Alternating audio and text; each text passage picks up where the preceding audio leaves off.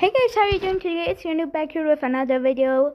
Today we are going to be watching a super quick history of Iran. This should be fun because I'm Persian. Our current government is a military dictatorship, and they have this thing called controversy. This should be fun. And also shout out to the guy who made the video Mr. History. Alright, let's see how this goes. Hello everyone, and that was the Persian cheetah, I believe, wasn't it?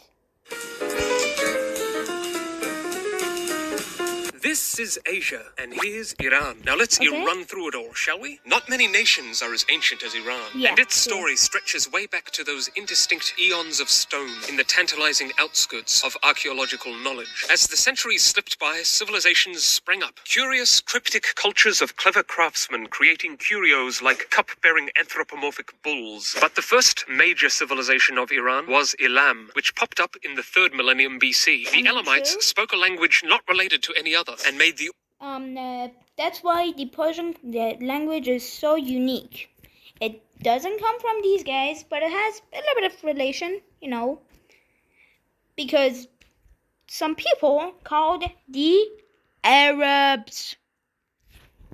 Already ancient city of Susa, their capital. Like all kingdoms, the Elamites fought their neighbors, but also traded as well. Now, the Elamites were not Iranian, and if you're wondering where the Iranians were, they were up here in Kazakhstan or something. And here's the thing, they were actually the Aryans, who would go on to places like Germany and Austria and Switzerland, Some of them would go over there, some of them would come south to, my nation. Up here, they called themselves Aryans and were a nomadic people who spoke the dialects from which the Indo-European languages would... You're welcome, Europeans. I made your language. We made your language. ...be born. Some Aryans had migrated to distant lands centuries earlier, but around the 1000 BC mark, maybe earlier, other Aryans descended from the steppes of the north and began entering the vast expanse. There were, I believe, 1, 2, 3, 4... There were 3 Aryan groups. The Pars, or the Persians, we had the Parths, or the Parthians, and then we have the Mods, which, the Medians. And now, the Parths have no parts, okay? And the Mods, no, they don't make mods, sorry. That would come to be known as Iran. This may have been the time of Prophet Zoroaster, or Zarathustra. Here's the thing, this was one of the first religions ever, if not the first religion. I'm pretty sure it was the first one. But even before that, actually, we had a cool mythological stuff, which consisted of a lot of gods. Like, I don't know, the god of time, Zaman, the god of kindness, Mehr, which was born on the day of Yalda. And what was the day of Yalda? It was the longest night. It's actually the longest night in the whole year. It's longer by all the other nights by 1 minute. And because of that, we found it as a reason to, party all that whole day. Because why not? So, yeah.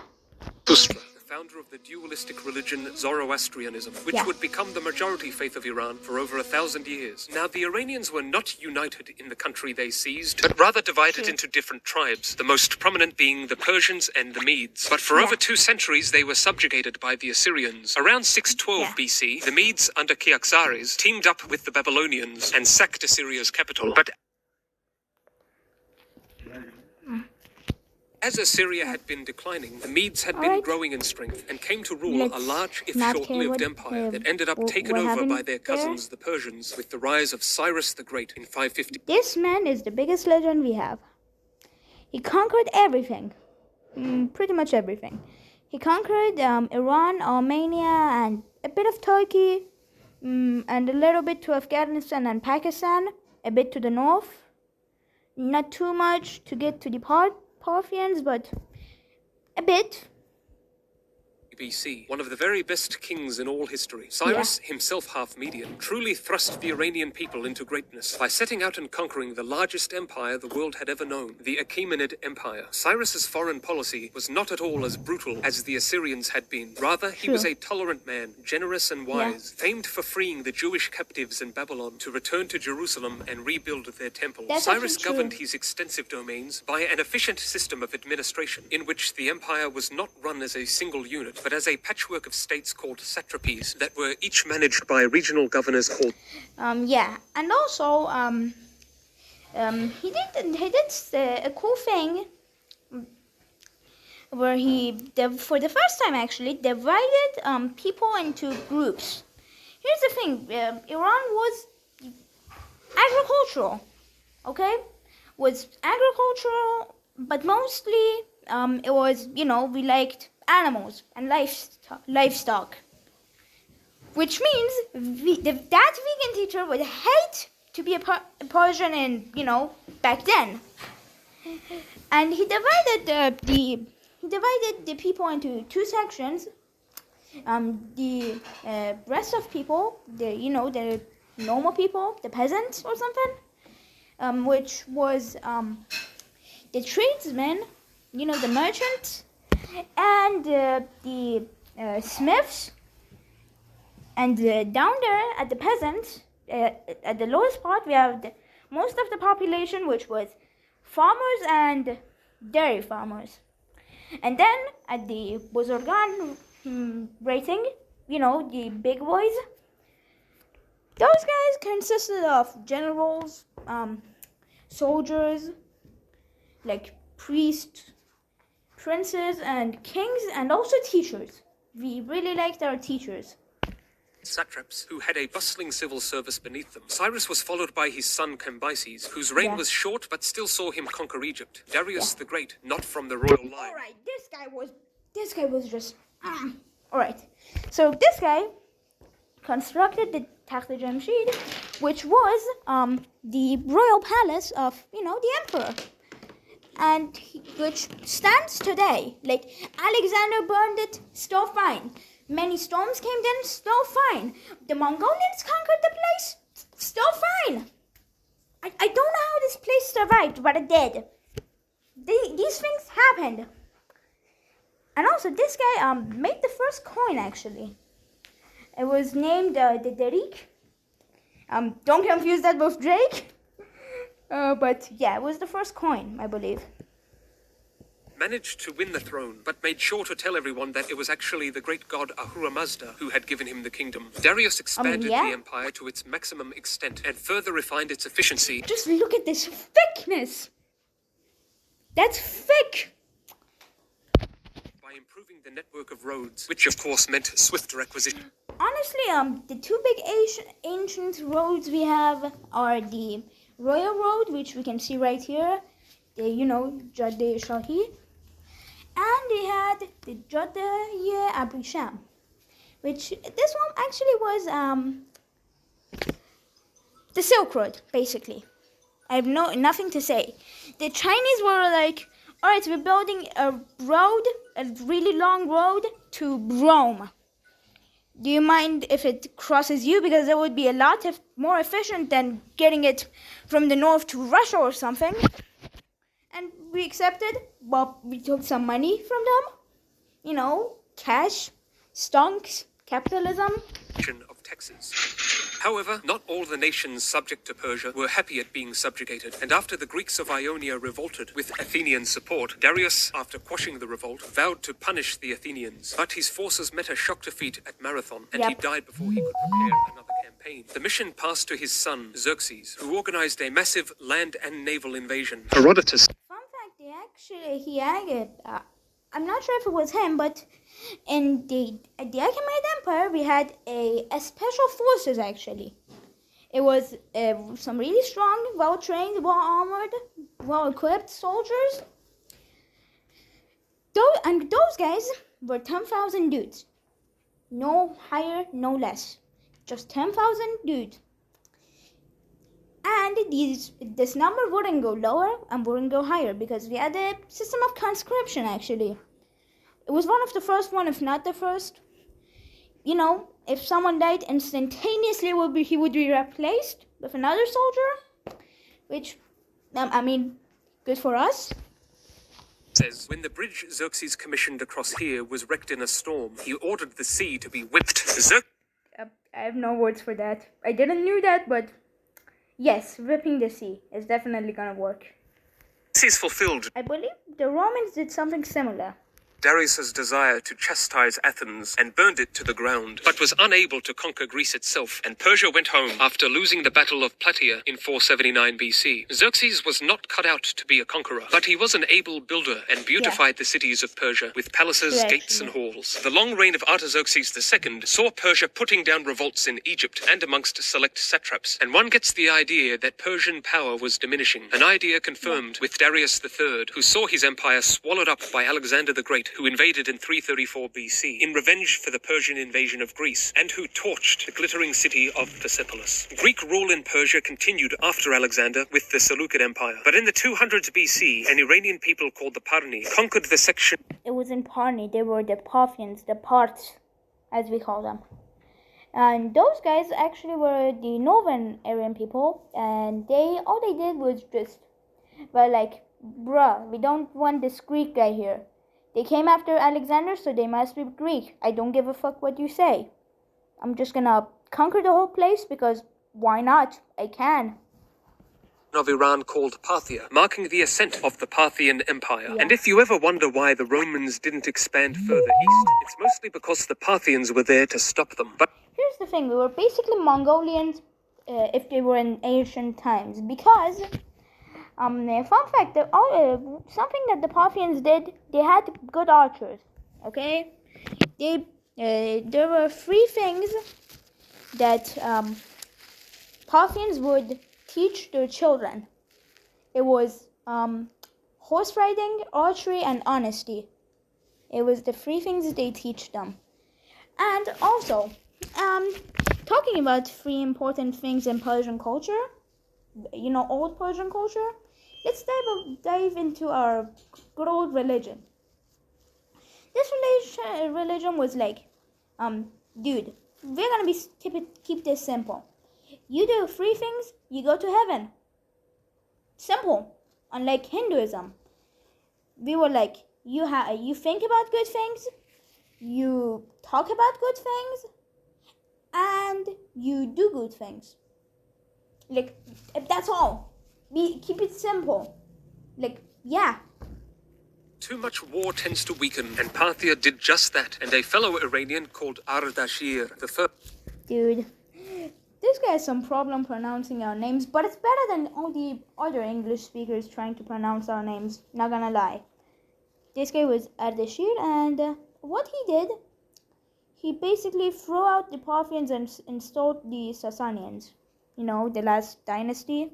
Beat them in battle and established the Sasanian Empire, and the Romano rivalry continued with the Byzantines for centuries. Under the Sassanid Shahs, such as Khosrow I, the Iranians produced some truly magnificent art and architecture. Also, talking about Persian kings who didn't fight, didn't improve anything, but had made some cool things. Honestly. This guy is named Khosrow Parviz. And what he did, he took all the money that we had, spent it on the shit he wanted. Like, that's all he did. And that's all he will be remembered for. Like, some of the stuff he had were just absurd. He had a chessboard built from emeralds and rubies. That's already wild enough. Then you had his throne.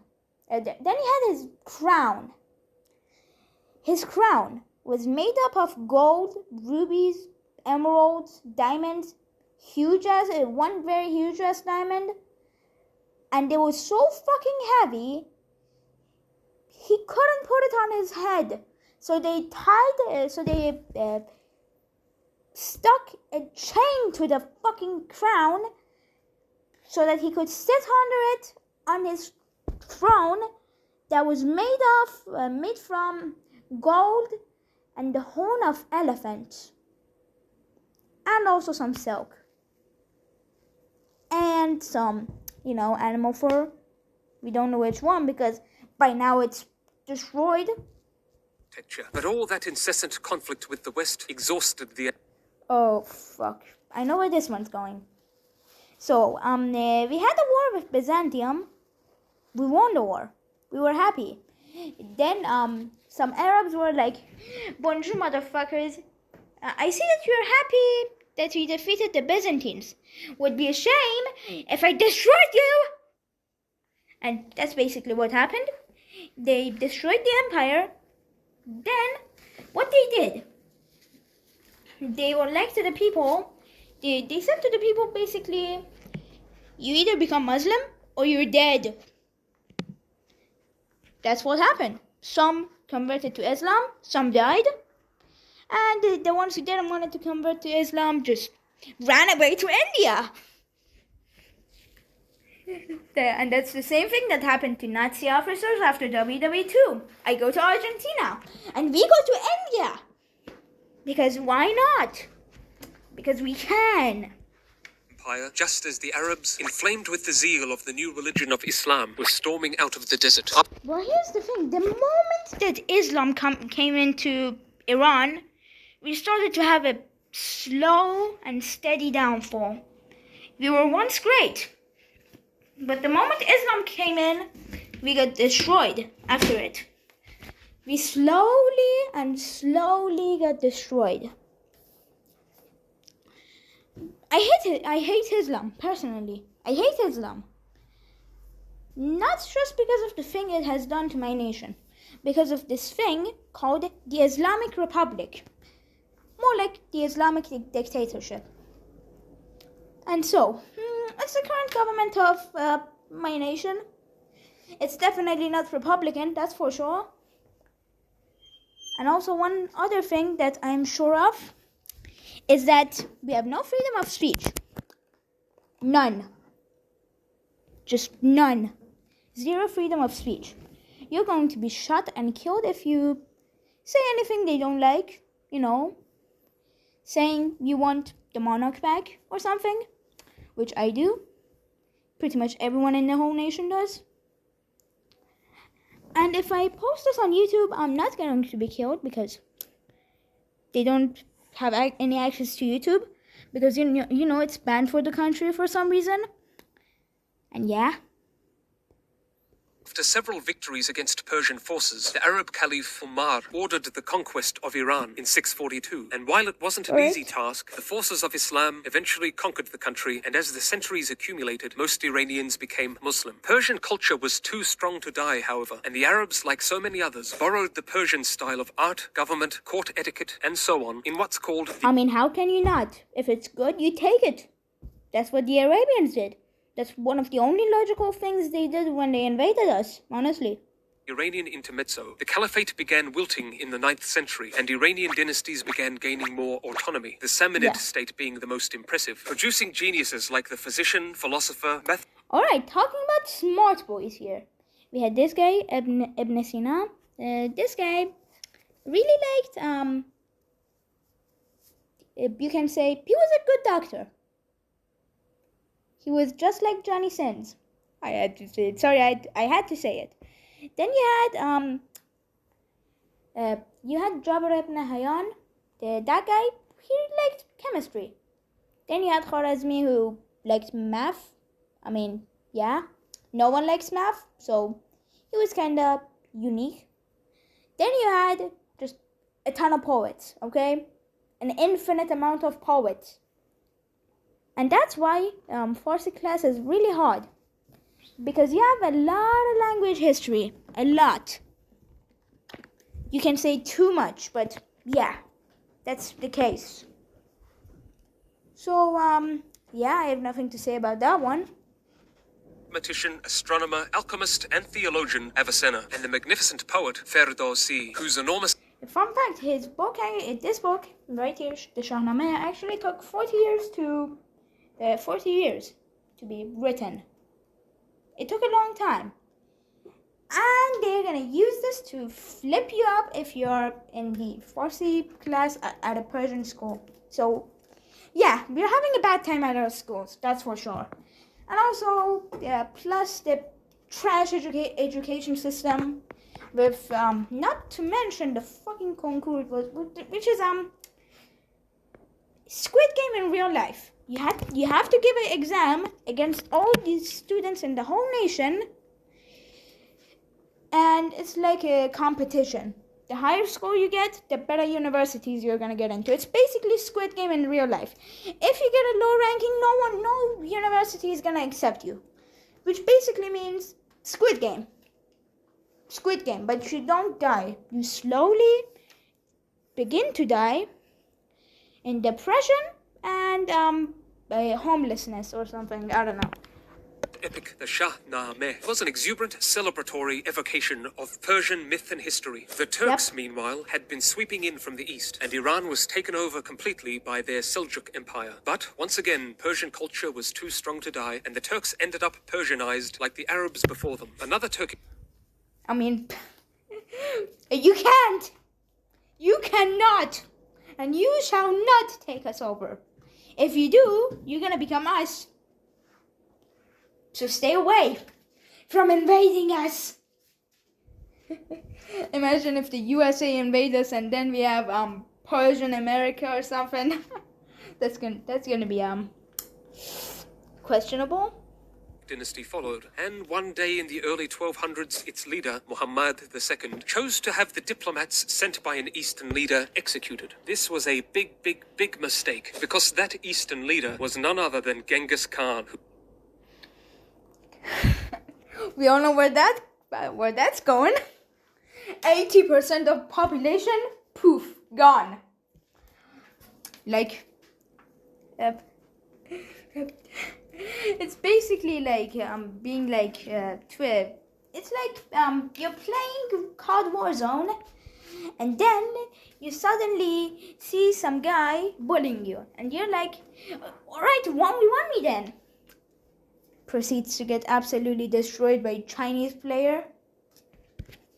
Now led his furious forces thundering into Iran, terrorizing the country, sacking cities and slaughtering everyone in their way, ultimately killing around 3/4 of the population. Yes. However, once again, you won't believe it, Persian culture was too strong to die, and Iran's Mongol overlords succumbed to Persian ways, just as the Turk... It's gonna keep happening. You ain't gonna stop us from celebrating Nowruz or something. And Arabs had. But while Iran was getting back on its feet, along came the Turco-Mongol conqueror Timur, or Tamerlane, who ruthlessly conquered it in the 14th century. After more Turkic rule, Iranians finally got back control of Iran in 1501, after the conquests of Ismail I, a crucial figure in Iranian history for proclaiming Shia Islam to be the nation's religion, as well. I honestly hate Islam in every possible fucking way, so I don't care. I don't care they invented a new way of Islam. Islam to me seems like a religion that people like that I find stupid. Establishing the Safavid Empire, Shia Muslims disagree with Sunnis on various points, but one like the descendant of Muhammad is who?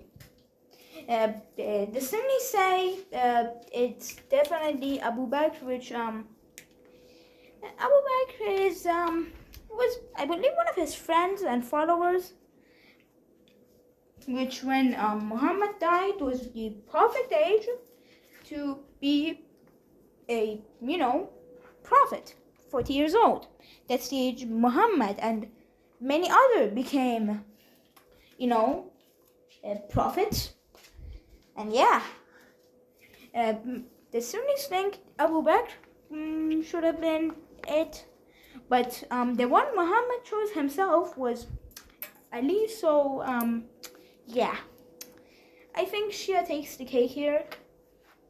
I'm not in any of those religions, so don't hate, okay? I'm atheist. Is on who the Prophet Muhammad's true successor was when he died. Sunnis believe it was his companion Abu Bakr, whereas the Shia believe it was Muhammad's cousin Ali, who, unlike Abu Bakr, was a blood relative. Anyway, Safavid Iran saw a wondrous resurgence of Persian artistry, exquisite carpets and beautiful buildings, many of the best built under Abbas the Great, such as the Shah Mosque and the extraordinary Nakhshe-i-Jahan Square. Abbas led Persia to victory against their rivals, the Ottoman Turks. Here we see the Persians proudly displaying severed Turkish heads to the Shah. But honestly, we had a bit of south of, Iraq.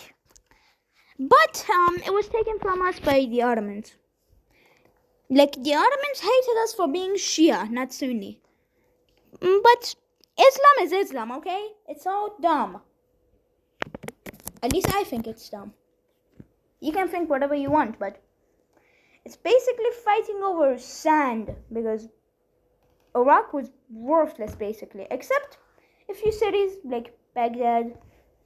Persia was surrounded by enemies, and war waged its weakening effect, and Persians were pummeled by Pashtuns from Afghanistan and Russians from Russia, who were expanding into the Persian-occupied Caucasus. Iran speedily bounced back with the great conqueror Nader Shah, who regained lost lands with many stunning victories. But war is very costly, and Nader needed money. So he went over to India and took as much as he wanted after crushing the Mughal armies and massacring the citizens of Delhi. Nader became worryingly cruel over the years, and not even looted Indian diamonds could pay for his constant wars. So he ended up assassinated. With the ensuing Zand dynasty, blood-drenched Iran desperately needed a breather, and thankfully got it with Karima Khan, who promulgated a period of peace and plenty from his capital in Shiraz. As the dynasty subsided, the Turkic Qajar clan took power with flip.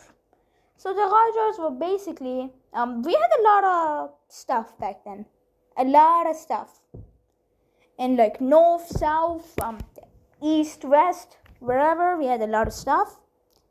What the Qajars did with them? Make great use of them? No. Try to make use of them? No. They sold them and they used the money to party. We had a lot of famines going on. We starved to death. It definitely had an impact on our culture. And the Qajars were fucking disgusting, okay? That's all I have to say. And after that came the Pahlavis, which that's controversial. I'm not even going to talk about them. Muhammad Khan, who was crowned in 1796 after a brutal punitive campaign in Georgia, whose king dared ally with Russia. He moved the capital to Tehran, where it still is. He was assassinated and followed by Beardy McBeard. I mean Fath Ali Shah. Though he lost wars and lands to Russia, that didn't stop him from fathering over 100 children and having an awesome beard. Nasser al-Din began as a reformer, but then got tangled in a war with Britain in 1856. The Brits. All they did was invade us for oil, okay? Like father, like son. Right now, the USA is doing it. They are like, either give us money or oil, in this case, or fucking die. That's what the US is doing. That's what the UK did back then. I mean, yeah. Discontent ballooned in Iran over the faltering economy and lack of reform, and desire grew for a Western representative government where the people could have a say in how the country was run. A time of political... I hate democracy. Like, that's the thing. I hate democracy, okay? Just like most of the people, I want the monarch back. Many want democracy, but here's the problem with democracy. Like, democracy is, imagine, I'm gonna use China for example, okay? China's now communist, but back then, it was the Republic of China, which is modern-day Taiwan, which isn't independent, it's just the province of the CCP. Social credits up by 1,000. Alright, so the Republic of China came from the Qing dynasty. You know, after the Opium Wars, the Chinese people were sad. They put on a republic government, which was accidentally weaker, because when you come from a corrupt government to a democracy, you have two options for a leader, for your president in this case. One is not corrupt but inexperienced, which is gonna fuck up. And the other one is experienced but corrupt, which is also gonna fuck up. But most people wouldn't pick the corrupt guy for obvious reasons. They know he has a bad history. And the inexperienced guy is gonna get the experience by the time his term is done, but it's gonna fuck up because he was inexperienced. Then they're gonna elect a new guy who's either corrupt or inexperienced. And the cycle repeats. And they aren't gonna repeat taking the old guy most of the time because, they have a bad history. And that's the problem with democracy. Volatility ensued alongside famine and unrest, which resulted in a coup, and in 1925 a new leader arose. Now, this guy and the guy who came after him was a legend. He was a dictator, but he did help build up the nation from the ashes of the disgusting Qajars. And the guy who came after him was a puppet to the Brits, but still tried. And here's the thing about leaders. Learning leadership is hard, but can be achieved. But if the leader doesn't want to help the nation, he isn't going to help the nation. If he doesn't know how to lead a nation, he's going to try at least. And that's a good thing. Most of the leaders wanted to try. All the good leaders wanted to help the nation. And that's the thing. Reza Shah, who, while a right-wing dictator, pushed for modernization, discouraged women from wearing the hijab and chador, promoted... He didn't discourage them. He was like, meh, wear whatever you want. Unlike the other ones, and the ones we have now, who are like, wear hijab. You can't wear anything else because Islam. Back then, it was more free because they would put it on, I don't know, you have a different religion or something. But now, they are like, be Muslim or die. Basically like the Arabs when they invaded us. And the current government is disgusting. Like, disgusting. They say they are a republic, Islamic republic, but the word Islamic basically means they are a military dictatorship that use Islam as a tool. Secular education and got foreign governments to call the country Iran, not Persia. Then, in 1941, during World War II, Britain became uneasy over the possibility that the Germans could pinch the Abadan refinery. And that's where I say it. The Brits weren't worried about the Germans being there. All they were worried about is that we would nationalize our oil or something, which their son is carrying the thing now. Like, the US is disgusting to us, the UK was disgusting to us. All they want from us is oil, okay? They're like, yeah, we want to make the place safe. We weren't even going to be allies with Germany. Like, chill. On the Persian Gulf. You see, 40 years earlier, the British had managed to secure oil rights in Iran and did not want anyone shaking their moneymaker. When Iran Told you, these motherfuckers, all they want is money. That's all they wanted forever. That's why if I would become the leader, all I would do is nationalize the oil, which we are doing right now, and we are getting sanctioned for it because America doesn't want us, they want their moneymaker to be independent. And then I would just not sell anything to America and the UK and everyone else. It's our oil, okay? It's not your oil, you capitalist pig. I'm getting commie vibes from this. America isn't gonna like that. Used to expel German residents. And here's the thing, many governments claim, all the governments in the world, even if they are a military dictatorship or a monarchy or whatever, they all claim to be democratic. Except Saudi Arabia, they don't. But why is that? Because they're all sucking American dick Because the Americans are powerful.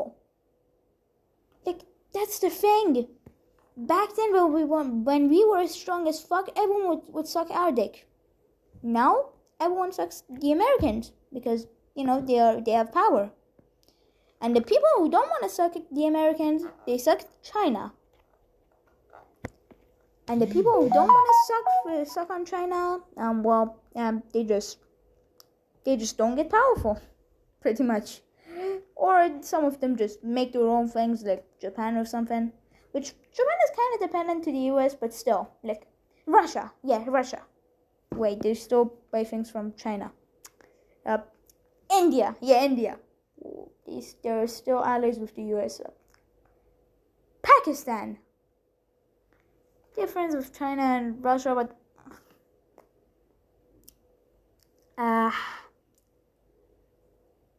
like us, we're trying, okay? We're trying to be independent, make our own shit, but you just can't. Because America's too powerful, okay? Just all I want is for America to stop. Is for the Americans to stop putting their hands everywhere. Like, this isn't your nation. Go back to your city or whatever. Go back to your own state. You have a whole nation to manage over there. Your nation is getting fucked up by eternal problems. Why are you still here? Man, these Americans are just stupid. Straight up stupid. Which, I mean, is no surprise. The American citizens, they know no geography or history. They were asked to point at Iran. Some of them pointed at random U.S. states. Like, these people are just. British and Soviet Russians invaded and swiftly forced Iran's surrender, with Russia occupying the north, Britain the south, and the Shah abdicating and being replaced by Reza Pahlavi. After the war, the foreign He was a puppet, but he at least tried. That's what I love about this man. He tried to help, okay? But why do they have to put their hands everywhere, okay? It's not like we were going to be allies with the Germans. The Germans liked us, but we didn't like them. Forces exited and because, we're also Aryans. The Germans liked us. We didn't like them. We were like, yeah, dude, you're kind of racist. Get out of here. And Britain was like, excuse me, what the fuck were you doing with that Germany over there? And they told the Soviets that, yeah, the Germans are invading you and they're supporting them. What the fuck were these Brits doing, man? I mean, it's probably because they lived close to the Dutch, and the Dutch were 50% water, 50% weed. 1951, the Prime Minister Mohammad Mossadegh nationalized the oil industry, basically making Iran in charge of its oil. This prompted Britain and the US to organize a coup. Yes, the CIA was involved and... Told you! Like, fuck the US. That's all I'm saying. Flip the great powers, okay? They're all great powers, yeah. Just use your power to help your own flipping nation. The reason a government exists in the first place is to manage the nation and administrate their own nation. I swear to God. A pro-Western government was installed. In 1963, Shah Reza unleashed his White Revolution, aiming to further modernize Iran. Infrastructure was improved, education and industry increased, and to the horror of Iran's religious leaders, women were given the right to vote. Reza desperately wanted Iran... And that's why the Islamic revolution happened in the first place. Like, that's why I hate Islam. I'm like, what the flip? We threw out a good leader just because he aimed for gender equality. Meanwhile, the feminists are like, yeah, Islam is good. I'm just. Sometimes I wonder, why are humans so flipping stupid? to be like Europe and America, and was often harsh in his methods of molding his subjects into that ideal. The regime's corruption and the economy slipping into recession sparked protest after protest, and after 1978's Black Friday, where scores of protesters were shot dead by government troops, the nation's... Wait, you're telling me you don't put a secret police for all the provinces in Hoi4, because that's what I do to get rid of resistance? Dissidents were inflamed the more. The following year saw the Iranian Revolution, in which the Shah was overthrown, and the people voted for an Islam... You see this man? This man is named Khomeini. And one thing I know about him is that he's retarded. Like, everyone in the Islamic Revolution, they're all retarded.